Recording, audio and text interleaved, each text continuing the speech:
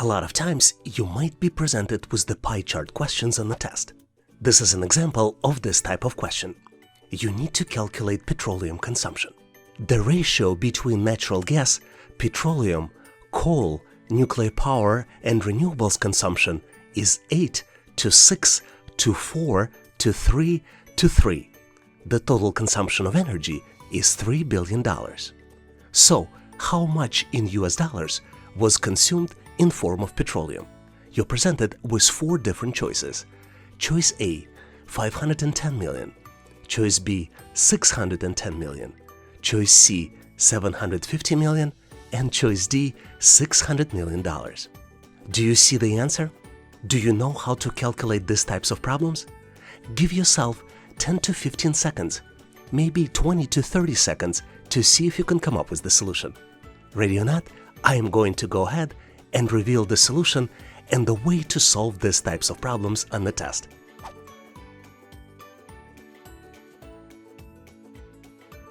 The best way to solve these types of challenges is to understand the relationship between the consumption ratio and total value of energy consumed in US dollars.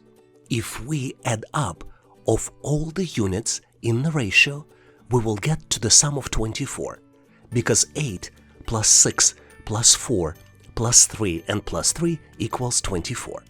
Our total consumption expense is $3 billion, but answers are presented in million dollars, so we need to convert $3 billion into million dollars, which would be an equivalent of $3,000 million. Petroleum represents 6 units out of 24, so the total consumption of petroleum can be calculated as 6 divided by 24 multiplied by 3,000, and we will get our answer as 0.25 multiplied by 3,000, which will equal $750 million. So the correct choice here is choice C, $750 million. Did you come up with the same answer? If you know the better way to solve this challenge, please make sure to post it in the comment section of this video.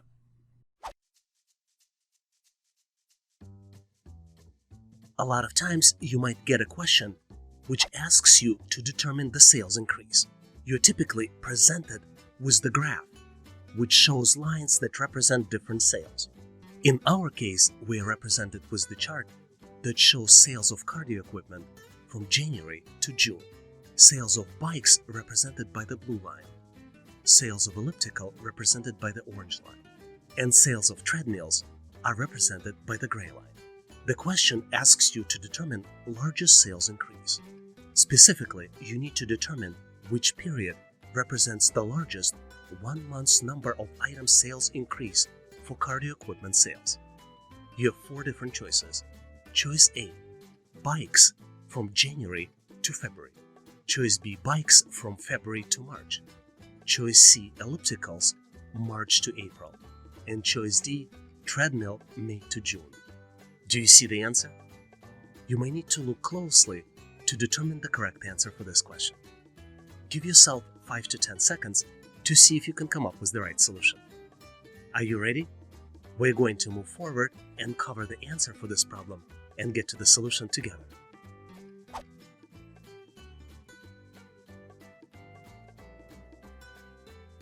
To answer this question, we need to look at the graph closely.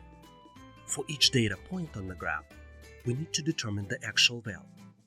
And once we have all the numbers, we need to answer the question by looking at the differences for equipment sales from months to months. Specifically, in this case, you need to evaluate 4 different choices that are represented by answers A through D. Let's do it together. Based on the chart, bike sales increased by 2 from January to February, and the increase was from 5 to 7 items sold. Bike sales also increased by 2 from 7 to 9 between February and March. Elliptical sales, on the other hand, increased by 7 from March to April, jumping from 2 to 9. And treadmill sales increased by 4 between May and June, going up from 2 to 6. So the correct answer here is choice C, elliptical sales from March to April, because jump was by 7 from 2 to 9. Hopefully you've nailed this question and now know how to answer similar problems on the test.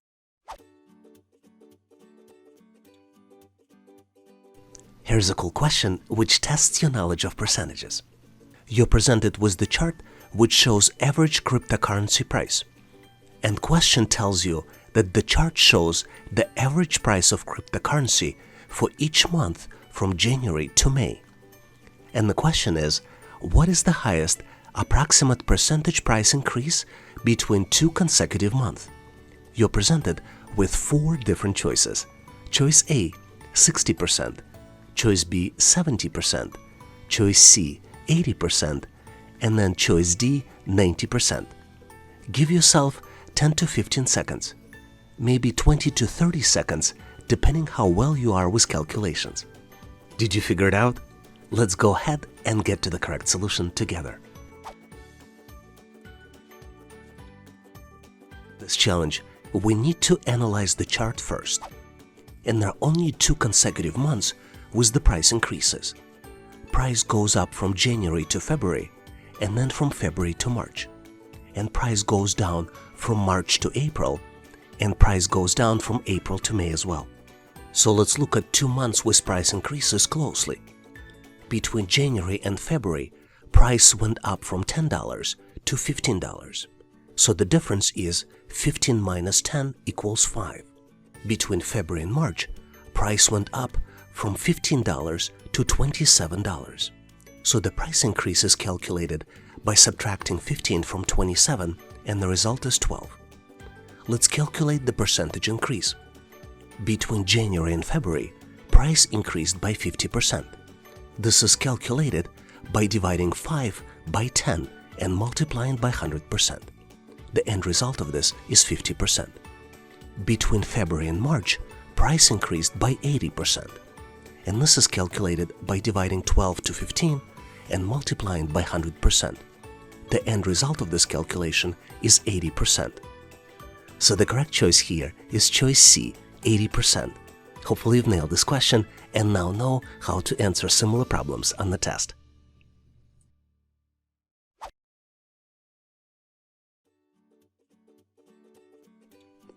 Here's one of my favorite questions because it's easy to understand but might be challenging to solve. You need to calculate question mark and you're presented with the expression. You need to calculate question mark, and on the other side of the expression you have 16 divided by 4 and multiplied on the value in parentheses 3 minus 1. You have 4 different choices to choose from. Choice A, 8. Choice B, 2. Choice C, 4. And choice D, 1. Do you think you can calculate the answer? Think again. Give yourself 10 to 15 seconds. Maybe 20 to 30 seconds. You can pause this video to see if you can come up with the correct solution. Ready or not? Let's go ahead and continue so we can solve this challenge and get to the correct solution together. As we all learned in school, the correct order of operations in math is parentheses, exponents, multiplication and division, and then addition and subtraction. You can even use the acronym PEMDAS, which reflects first letter from all of these operations. Based on this information, the first step in the calculation would be subtracting 1 from 3, because these are the values in parentheses, and the result of this calculation is 2. The question is, what are we going to do next? We have a choices of dividing 16 by 4 or multiplying 4 by 2, and the correct answer here is that we need to divide 16 by 4 as a second step. What PEMDAS doesn't mention is that multiplication and division have equal priority and calculated from left to right. And this is exactly the case for our expression. 16 divided by 4 is on the left side of the expression, and 4 multiplied by 2 is on the right side. So the first thing we need to do is divide 16 by 4. The result of this calculation is 4. And in the last step, we need to multiply 4 by 2. And the result is 8. So the correct choice here is choice A, 8. Hopefully you've nailed this question and now know how to answer similar problems on the test. Here's the tricky problem we frequently see on the test. You're presented with the 7 letters of English alphabet. The letters are C, E, M, A, D, A, and Y. And you need to guess the word using all the letters presented. Give yourself 15 to 20 seconds, maybe longer, depending upon your experience of guessing particular words. Do you see the answer? Let's continue to get to the correct solution together.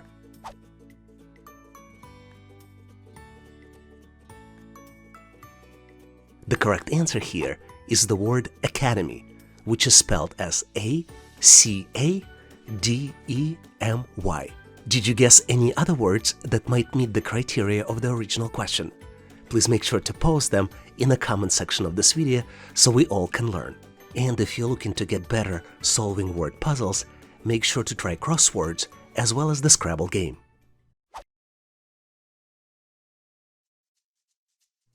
There is a very high chance that you will see this type of question on the test. You're presented with 3x3 matrix. This matrix contains different shapes inside. In our case, the matrix contains triangles, pentagons, and cubes. You have 2 spaces that are missing the shape, and you need to select from 4 possible choices. Choices A, B, C, and D. Do you see the solution? Give yourself 10 to 15 seconds. Maybe give yourself 20 to 30 seconds. Most likely, you will not get any more time on the real test. Ready or not, let's continue and get to the correct solution together. To solve these types of challenges, my advice to you is always look for patterns. And there are multiple patterns present here in this particular challenge. If you will detect and will use at least one of the patterns, you will be able to find solution to this challenge. The first pattern is that the shape's lines are in order 3, 6, and 9 lines. Let me clarify. Triangle has 3 lines, pentagon has 5 lines, and cube has 9 lines. Second pattern is that the small circle inside the shape alternatively rotates from being inside the shape to being outside of the shape. And then the last but not the least pattern is that the black circle outside of the shape also changes its location.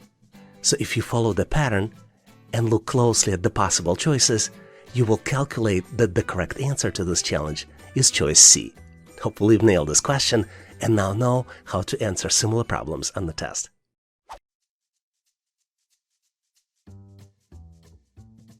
Here's the question that on the surface seems very, very hard to solve. But in reality, the answer to this question is very simple. You're presented with 5 different squares. Squares 1 through 4 have shapes inside, and you need to determine the missing square 5. You're presented with 4 different choices: A, B, C, and D. Take a close look to see if you can come up with the correct answer. Maybe give yourself 5 to 10 seconds, or maybe longer, 10 to 20 seconds. This is about as much time as you'll get on the real test. Did you figure out the answer? Let's continue to see how we can solve this challenge and get to the correct solution together. As I mentioned, test writers are trying to trick you. And in this particular case, there is no pattern within the shape. It's all random. No matter how hard you try, you will not be able to determine any patterns among those small shapes. The pattern here is the decreasing number of shapes. If you look at the figure 1, it has 6 shapes. If you look at the figure 2, it has 5, 4, 3. So the answer for the figure 5, the number of inside shapes should be 2. So the correct answer here is choice C. Hopefully you nailed this question and now know how to answer similar problems on the test. Here's the interesting question, which is easy to understand, but at the same time you will have a lot of fun solving it. You need to calculate the simple expression 12 divided by 2 and then multiplied on the value in parentheses, which is 3 minus 1. Take a look closely and see if you can come up with the answer. There are 3 operations here: division, multiplication, and subtraction. All you need to determine is which one to do first, second, and third. Do you think you know the answer? Let's continue and get it solved together.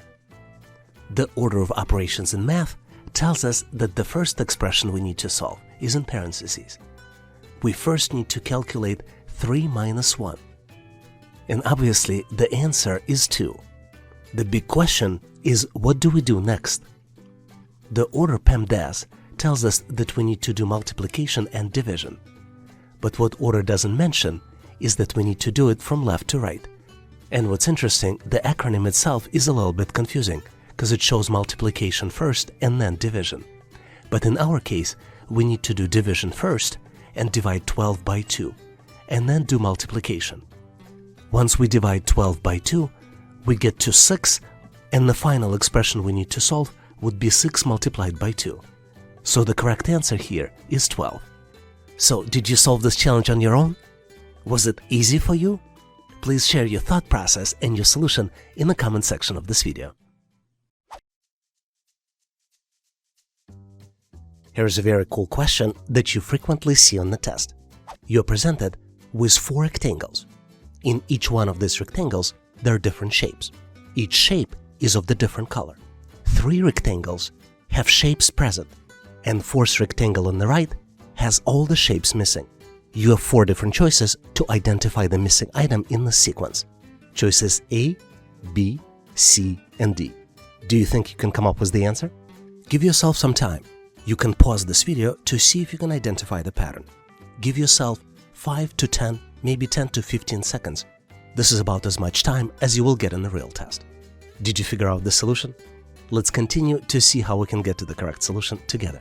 In these types of problems, there are typically multiple patterns present. For example, let's look at the color pattern. If you look closely, you see that the first shape inside the rectangle is always black, second shape is always purple, third shape is always white, and the rightmost shape is always yellow. Second pattern that you can see if you look closely is the pattern of rotating shapes. You can see that the rightmost shape in the previous rectangle always becomes the leftmost shape in the next rectangle. For example, the yellow arrow from the first rectangle becomes the black arrow in the second rectangle. If you are able to identify at least one of these patterns, you will be able to solve this problem. Let's look at each of the answers and try to exclude the incorrect answers. For example, choice A does match the color pattern, but if you look closely, the next shape after the circle should be triangle, and not the L shape as it is currently presented in the choice A. Choice B can be excluded because it doesn't match the color pattern. As you can see, the yellow shape and white shape should be swapped to match the color pattern. Choice C is the correct answer. It does meet requirements for both patterns. And choice D does not match the color pattern. 2 rightmost shapes are yellow. Hopefully you've nailed this question and now know how to answer similar problems on the test.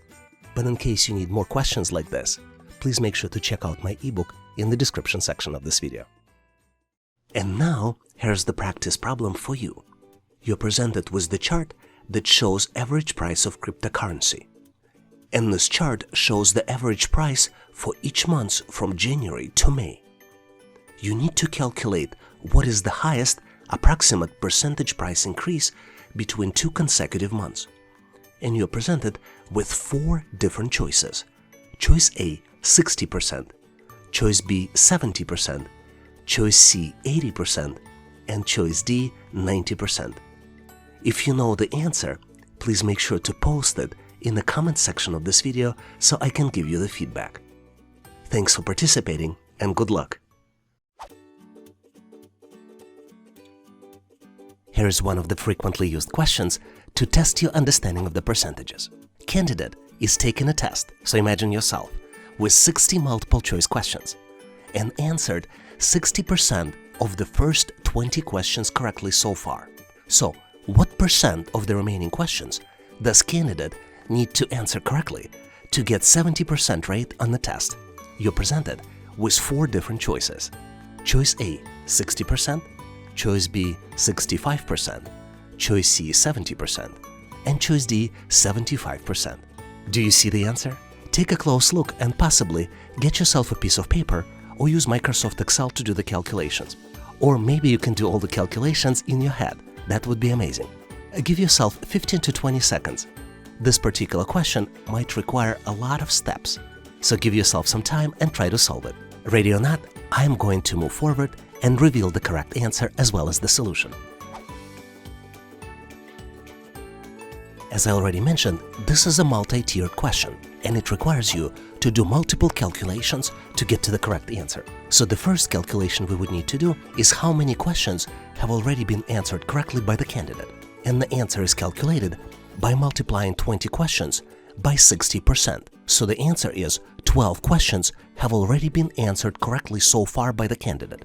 In the next phase, we need to determine how many remaining questions need to be answered correctly to pass the test at 70% rate. So if there are 60 questions total on the test and we need to pass it at 70% rate, we will get to 42 questions that need to be answered correctly to get a passing rate of 70%. In the next phase, we need to calculate how many remaining questions remain in the test. To do this, we need to subtract 20 from 60, and it tells us that 40 questions are still remaining. Now, how many questions need to be answered correctly out of remaining questions to still get to 70% passing rate? To calculate this, we need to subtract 12, which is the number of questions we already answered correctly out of first 20 questions answered, from 42, and 42 minus 12 equals 30, which means that out of remaining 40 questions, 30 questions need to be answered correctly to get to the 70% passing rate. So the last calculation we need to do is to calculate what is the percentage of remaining questions we need to answer correctly. To do this, we need to divide 30 by 40 and multiply it by 100%, which is an equivalent of 0.75 multiplied by 100%. And the correct answer is choice D, 75%. Do you know the better way to solve this challenge? Please share your thoughts in the comment section of this video. And I hope that you nailed this question and now know how to answer similar problems on the test. Here's the tricky problem we frequently see on the test. You're presented with the 7 letters of English alphabet. The letters are C, E, M, A, D, A, and Y. And you need to guess the word using all the letters presented. Give yourself 15 to 20 seconds, maybe longer, depending upon your experience of guessing particular words. Do you see the answer? Let's continue to get to the correct solution together.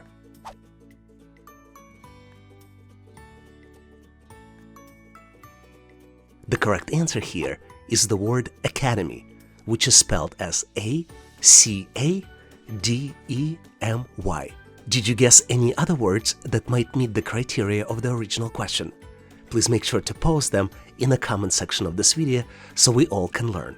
And if you're looking to get better solving word puzzles, make sure to try crosswords as well as the Scrabble game.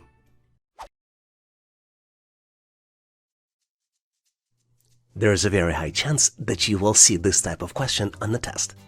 You're presented with 3 by 3 matrix. This matrix contains different shapes inside. In our case, the matrix contains triangles, pentagons, and cubes. You have 2 spaces that are missing the shape, and you need to select from 4 possible choices.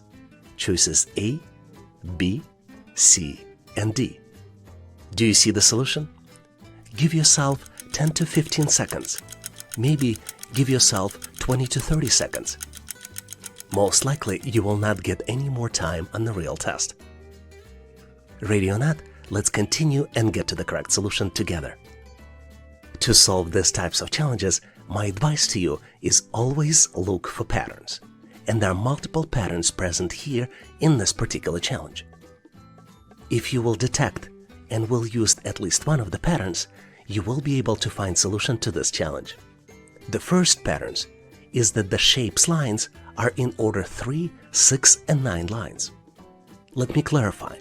Triangle has 3 lines, pentagon has 5 lines, and cube has 9 lines.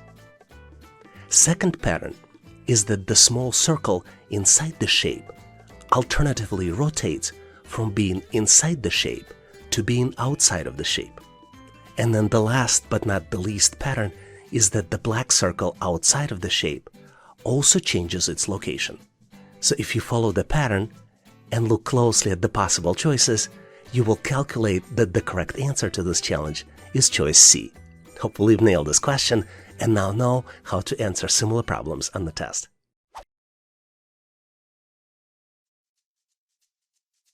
Here's an example of excellent problem that you frequently see on the test. You're presented with the series of shapes, and you need to determine which of the following shapes comes next in the sequence. You have choices A, B, C, and D. Take a close look at this picture to see if you can come up with the answer. Give yourself 10 to 15, maybe 20 to 30 seconds. This is about as much time as you get on the test. You can pause this video to see if you can come up with the solution. Did you make your choice? Let's go ahead and continue so we can get to the correct solution together. As you might have figured it out by now, the key to solving this challenge is to understanding what exactly is happening here in these pictures. And the answer is that we're drawing the miniature house using straight line. And the most important point, that we're tracing this house continuously until the house is built. Once you understand this part of the problem, it's easy to solve. Let's draw this house step by step. There are 8 lines in the final house. Let's draw all 8 lines one by one. 1, 2, 3, 4, 5, 6, 7, and 8. Now, having this information handy, we can go back to the original problem and easily see the solution. And the correct answer here is choice A. Hopefully you've nailed this question and now know how to answer similar problems on the test. Here's an excellent problem that you frequently see on the test. Anna is 4 years older than her brother. 2 years ago, her brother's age was 3/4 of Anna's age. How old her brother will be in 5 years? And you're presented with 4 different choices. Age 23, choice B 21, choice C 19, and choice D 18. Give yourself 10 to 15 seconds. You can either get yourself a piece of paper or do mental calculations. The problem is simple enough so you can get to the correct answer. Do you see the solution? Let's continue to see how we can get to the correct solution together.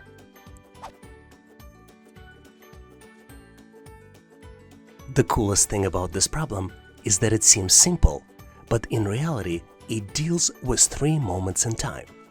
It deals with today moment, it deals with the moment of 2 years ago, and it deals in the brother's age in 5 years moment. As soon as we know either Anna's or her brother's age at any moment of time, we should be able to calculate brother's age in 5 years. So let's go ahead and do the calculations. In this problem, we're dealing with one fact. Anna is 4 years older than her brother, and this fact never changes. So we can build formula Anna's age equals her brother's age plus 4. We are also dealing with age-specific difference at the moment of time. For example, we've learned that Anna's brother's age was 3/4 of Anna's age 2 years ago. So let's do calculations for 2 years ago. Brother's age equals 3/4 of Anna's age. Now let's use factual information about brother's age. Brother's age equals Anna's age minus 4. And now we can create an equation based on Anna's age in the moment of time 2 years ago. Anna's age minus 4, based on the fact, equals 3/4 of Anna's age, which means that Anna's age minus 3/4 of Anna's age equals 4, 1/4 of Anna's age equals 4, and Anna's age equals 16. So 2 years ago, Anna was 16 years old, and her brother was 3/4 of 16, 12 years old. Now Anna's brother is 2 years older, which can be calculated as 12 plus 2 and equals 14 years old, which means that in 5 years, Anna's brother will be 14 plus 5, 19 years old. So the correct answer here is choice C, 19 years old. Hopefully you've nailed this question and now know how to answer similar problems on the test. And now, here's the question for you to practice. You need to guess the word using all 7 letters presented on the screen. The letters are C, E, M, A, D, A, and Y. Can you guess the word using all the letters? Give yourself 20 to 30 seconds, maybe more or less, depending upon your experience of guessing the words. Did you come up with the answer? Please make sure to post your answer in the comment section of this video so I can give you my feedback. Thanks for participating and good luck!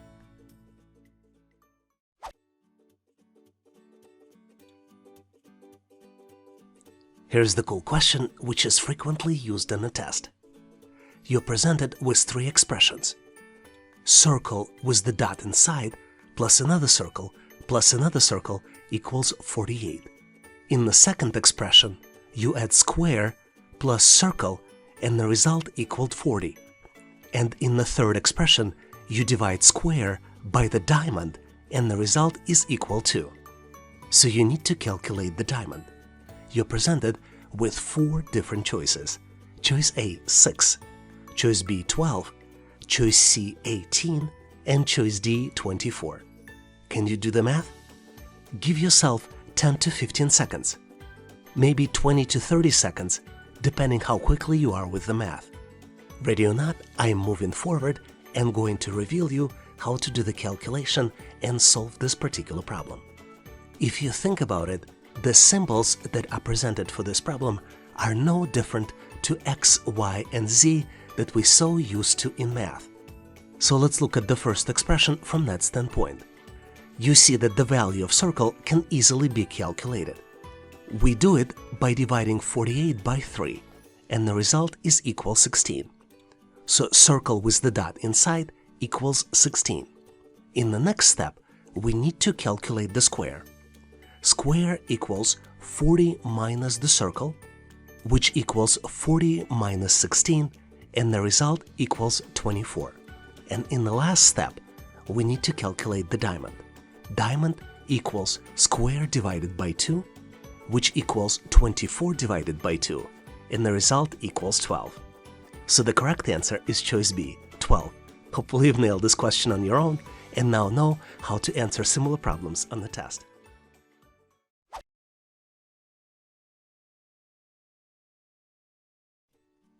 Here is an excellent question, variations of which we very frequently see on the test.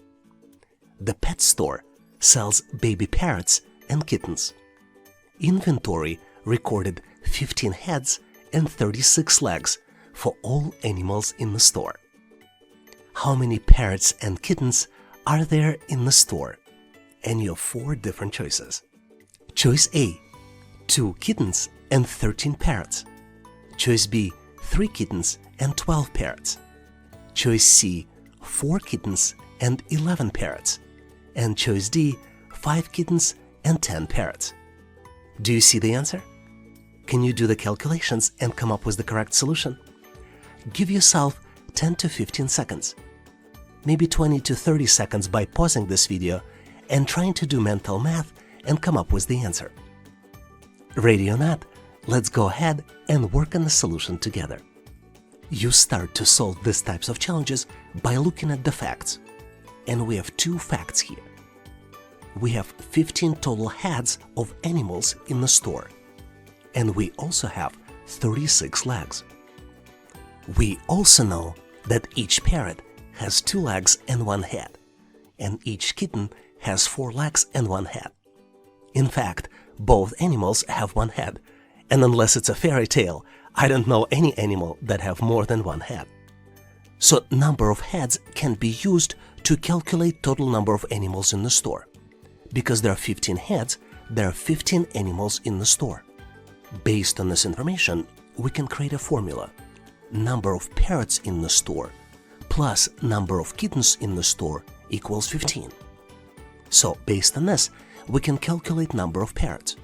Number of parrots equals 15 minus number of kittens. We can do similar expression based on the number of legs. 2 multiplied by number of parrots plus 4 multiplied by the number of kittens equals 36. Now let's replace parrots in this expression with 15 minus kittens. So 15 minus kittens multiplied by 2 plus 4 multiplied by the number of kittens equals 36, which means 30 minus 2 kittens plus 4 kittens equals 36. After simplification, 2 kittens equals 36 minus 30, which means that there are 3 kittens in the store. Number of parrots then will be calculated by subtracting 3 from 15, and number of parrots equals 12. So the correct answer here is choice B, 3 kittens and 12 parrots. Hopefully you've nailed this question and now know how to answer similar problems on the test. Here's an interesting question which tests your understanding of percentage differences. You are presented with 2 projects, Project 1 and Project 2, and you need to calculate the difference between completion time for those 2 projects. It takes 8 hours to complete Project 1, and it takes 12 hours to complete Project 2. So, how much longer it takes to complete Project 2? You have 4 different choices. Choice A, 4%, choice B, 50%, choice C, 100%, and then choice D, 150%. Do you see the answer? Give yourself 10 to 15 seconds to see if you can do mental math and calculate the percentage differences. The answer might be a little trickier than you think. Are you ready? Let's continue to see how we can get to the correct solution together. To get to the correct answer, we first need to understand the difference in hours between the 2 projects. The difference is 4 hours, and it is calculated by subtracting 8 from 12. 12 minus 8 equals 4, and that is the difference between Project 1 and Project 2 hours. In the second step, we need to divide the difference by the number of original hours, and the original hours would be Project 1 hours. 4 divided by 8 is 0.5, and then we need to multiply 0.5 by 100%. So the correct answer here is choice B, 50% increase. Hopefully you've nailed this question and now know how to answer similar problems on the test.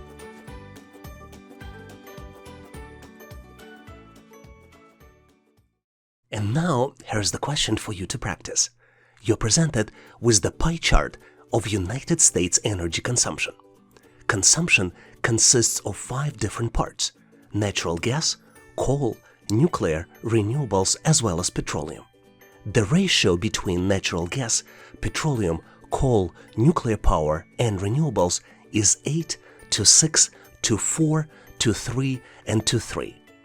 The total consumption for energy is $3 billion.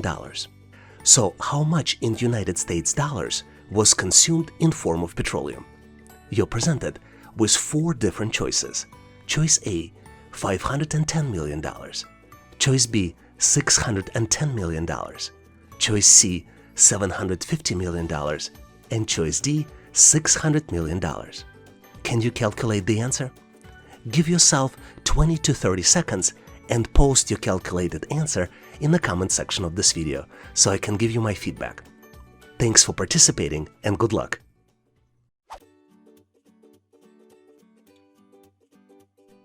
Here's the cool question that you frequently get on the test. Kate has $33, which is only 20% of the cost of shoes that she would like to purchase. How much do the shoes cost? And you're presented with 4 different choices. Choice A, $66. Choice B, $99. Choice C, $150. And choice D, $165. Can you calculate the answer? Give yourself 10 to 15 seconds, maybe 20 to 30 seconds, depending how well you are with math and percentages. Ready or not, let's go ahead and get to the correct solution together. The answer to this problem is very simple. $33 is 20% or 1/5 of the shoe's price. So the total cost of the shoes would be 33 multiplied by 5, which would be equal $165. So the correct answer here is choice D, $165. Hopefully you've nailed this question and now know how to answer similar problems on the test.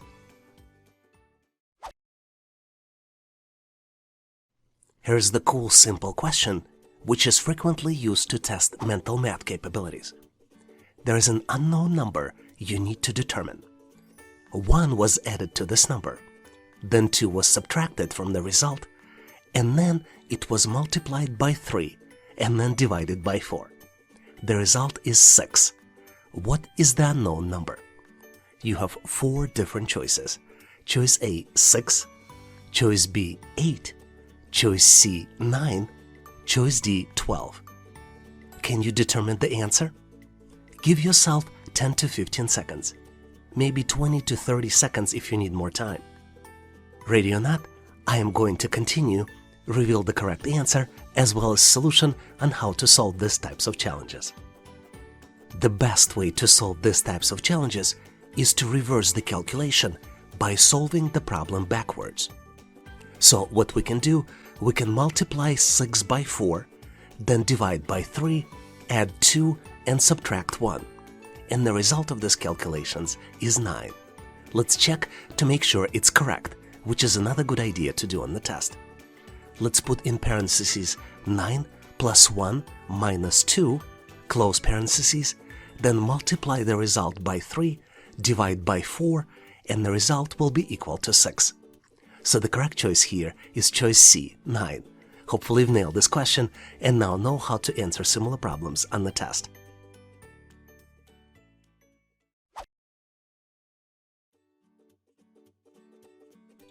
Here's a very interesting problem, which tests not just your math skills, but also your cognitive ability skills. First and second bookshelves together have 80 books. First and third bookshelves together have 60 books.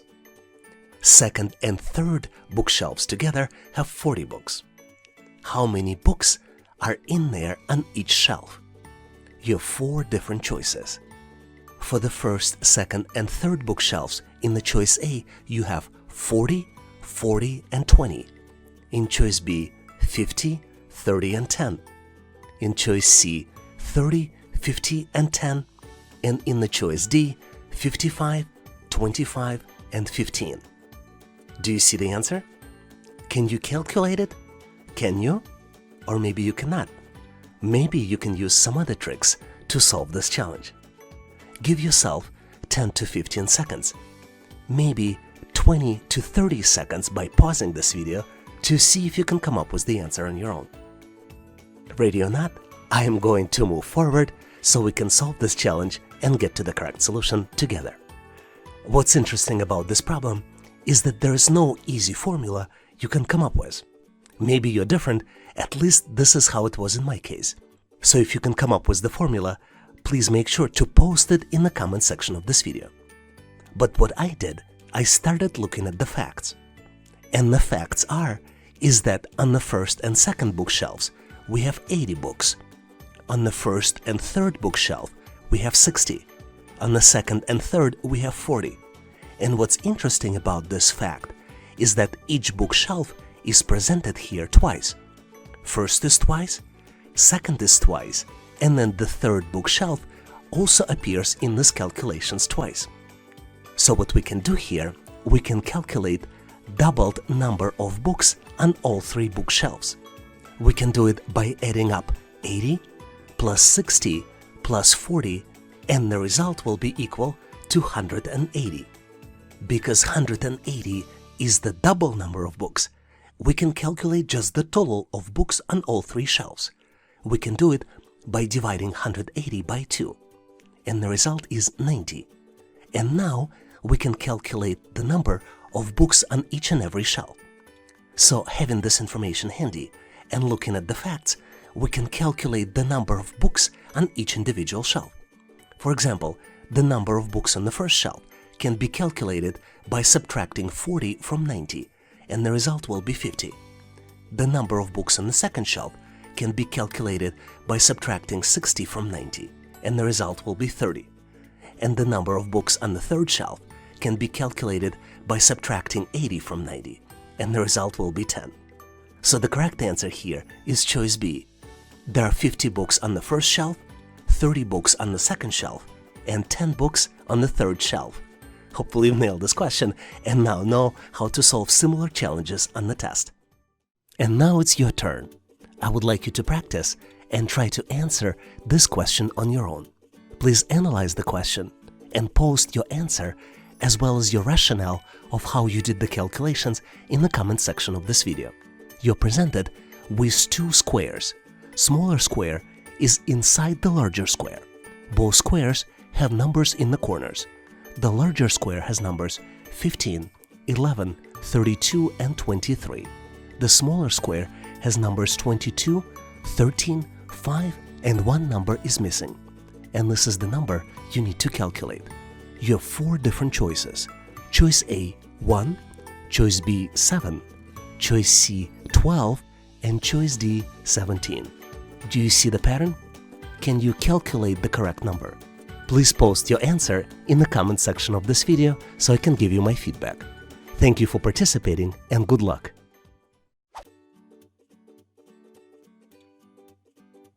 Here's the cool question that you frequently get on the test.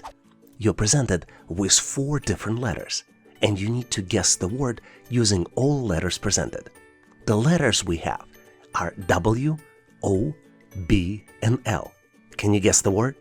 Give yourself 10 to 15 seconds to see if you can come up with the answer. Ready or not, let's go ahead and reveal the solution.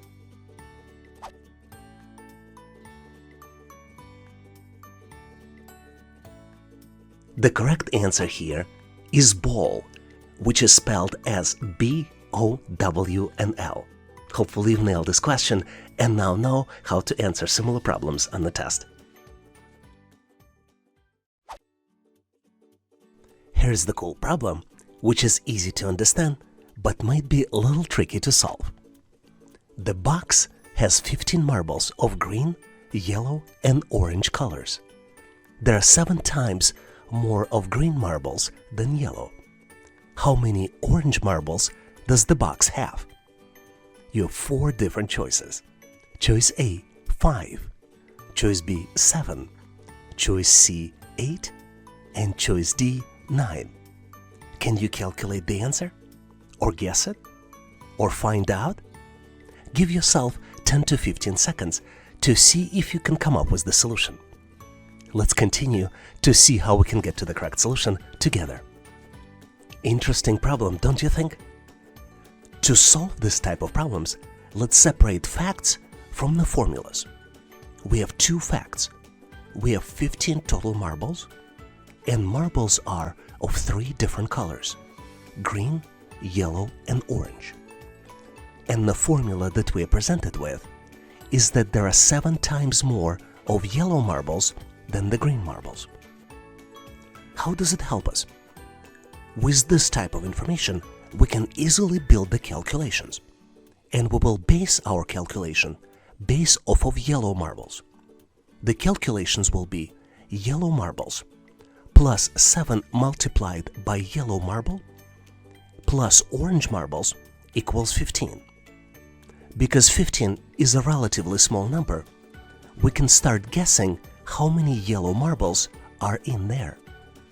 Our ability to solve this challenge is based off of the fact that there is a very small number of total marbles. If we can optimize this formula and simplify it, we can come up with the formula that 8 yellow marbles plus however many orange marbles equals 15. So the question is, how many yellow marbles can there be in total? Can there be 2 yellow marbles?